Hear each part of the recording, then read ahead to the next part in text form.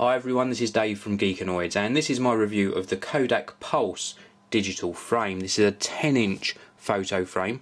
Now this is a photo frame with a difference. I'm going to be showing you the frame in a short while and also some online footage of how you can get content onto here. The box gives away quite a lot and I'm just going to run through this. You can actually get photos onto this frame via email, Facebook, Kodak Gallery, your computer and also your mobile phone. So plenty of ways to get content on here, so don't mix this up with a standard digital photo frame where all you're going to be doing is putting a memory card in. You can get your photos on here in so many different ways. Now the box is a very simple affair. It runs through some of the specifications here and I'll just run you through these now. We've got 512 megabytes of internal memory. It supports JPEG with EXIF data as well. The screen size is 10.4 inch diagonal, 800 by 600 pixels. It supports all different memory cards as well, so you can put memory cards on here. It supports MS Pro Duo, multimedia card MMC, secure digital, SDHC, so the higher capacity secure digitals, USB flash drive, so if you've got a pen drive you can pop that into the side of the frame as well, and also XD picture cards. So let's get this box out of the way and show you the Kodak Pulse frame. So inside the box you get the frame itself, which I'll show you in a short while.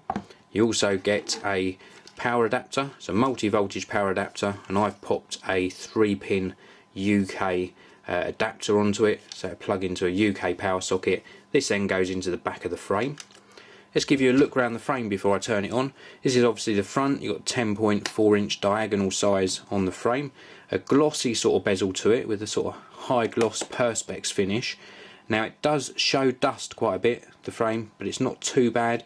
The actual screen itself is a matte finish screen, so very good at not showing reflections. You can see a slight reflection, but the matte finish does a very good job with its sort of anti-glare properties. Let's turn the frame around for you. Now on the bottom of the frame we've got this stand, and this is going to give you a nice angle to the frame when it's on a desk. That's the sort of angle you're going to get, so very nice for standing on a desk. You can I think probably remove this, but it hasn't got any wall mounting features. Actually looking at this closely, I should correct myself there, you're not going to be able to remove this stand, so it has got to stand on a table or a desk, and this protrudes probably around about 1.5 inches from the back of the frame, so you're going to have to allow that sort of space for standing it on a table or desk. Now we've got some rubberized sections here. We've also got the input here for that power adapter, and then up the top here we've got two little buttons. One's a power on off button and then the other one's got a little tick on it, and this is used for controlling the menus. Now that screen around the front is actually a touch screen, so you can touch on the screen to make selections, but this allows you to get into sort of the main menu, and I'll show you that up and running in a short while. Now on this side we've got a little door which we open, and this reveals the various memory card slots.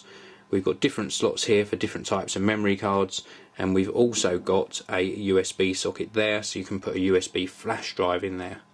So this is just one of the ways, or should say 3 of the ways, you can get content onto the frame by physically putting your camera's memory card or a USB flash drive in there, and then it'll display the photos from whichever slot you use.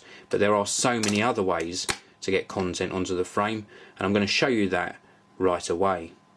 So I just wanted to show you that there are plenty of ways that you can actually add photos to your Kodak Pulse digital frame.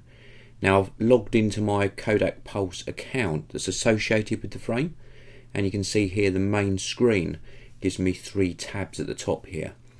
I can add pictures on the first tab, which I'll show you in a short while, and these can be from the computer or maybe from other online services such as Facebook or my Kodak Gallery.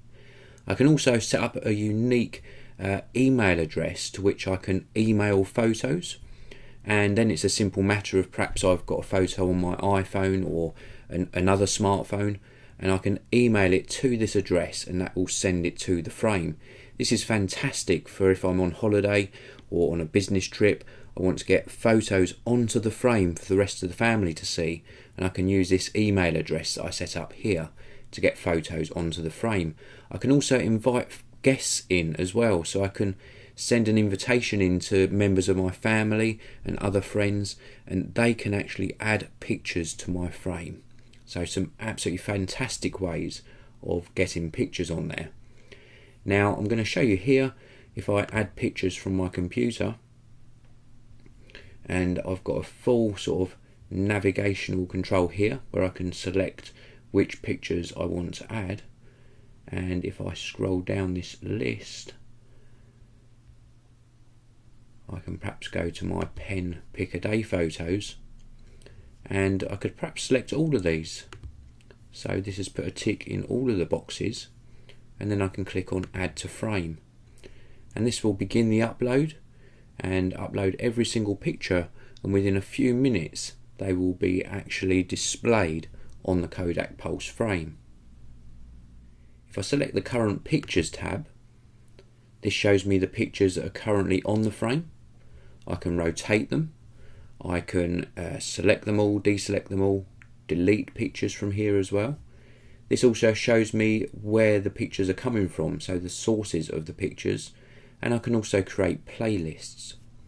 The last tab along the top of the window here are settings for the frame, so I can turn on sort of energy saver settings, set the default time zone, the frame mode, whether the pictures are going to fill the screen. If I just show this drop down, I can fill the screen or show the entire picture, which depending on the format of the picture will crop the picture in the frame, and also the picture duration as well, and some other options as well. So there's plenty of configurable options within this control panel on the Kodak website.